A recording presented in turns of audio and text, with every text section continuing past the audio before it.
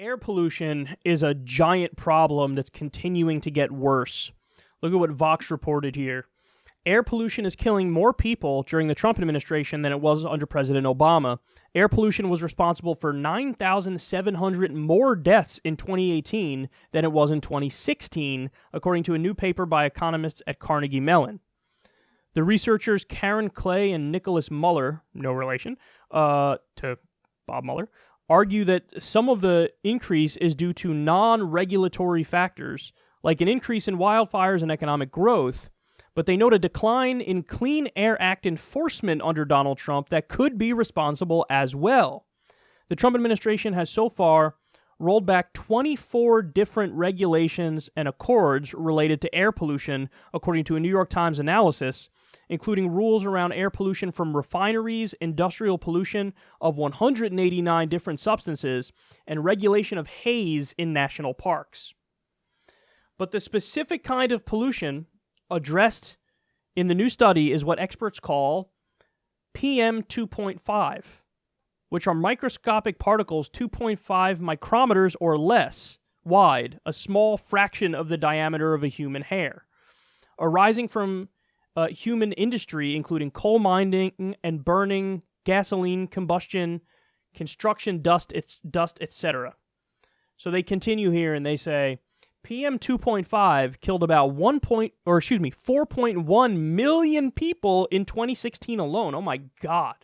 But between 2016 and 2018, PM 2.5 pollution rebounded, growing by 5.5%. The authors look into three potential causes for the increase: economic growth, wildfires, and decline in enforcement activity, so decline in regulation. Many PM 2.5 pollutants like nitrate, sulfate, and elemental carbon are primarily emitted by power plants, vehicles, and industrial facilities. During economic booms, those facilities are used more and produce more emissions, which could account for the increase from 2016 to 2018. So, the short version of this is pollution is going up, deaths from pollution is going up as well, and one of the factors, not the only factor, but one of the factors for that is massive deregulation from the Trump administration.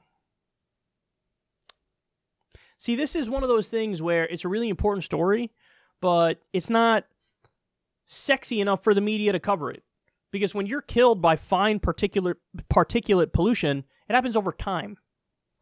So it's not, you can't immediately pin it on that, and it's not immediately obvious, but the studies show that indeed is exactly what's happening.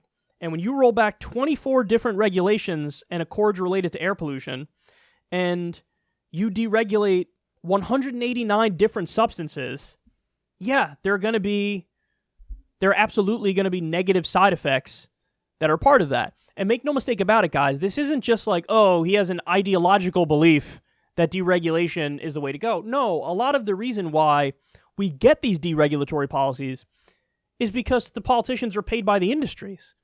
The Republican Party is paid by big oil, by chemical companies. And so when those lobbyists say, look, this is what I want you to do, Trump goes, okay, sure, no problem. And then they do it. And then the result is people actually die. So, I mean, listen, man, it's incredibly important, and it's not an issue that's sexy enough that gets a lot of coverage in mainstream media or even gets the Democrats talking a lot about it. But it matters. These issues matter. And the war on the EPA, the war on the Clean Water and Air Act, it is devastating. And short-term as well, but definitely long-term, we're really, really, really hurting people and destroying the environment. It's not too much to ask for to have basic rules and regulation against terrible chemicals, fine particulate matter, pollution.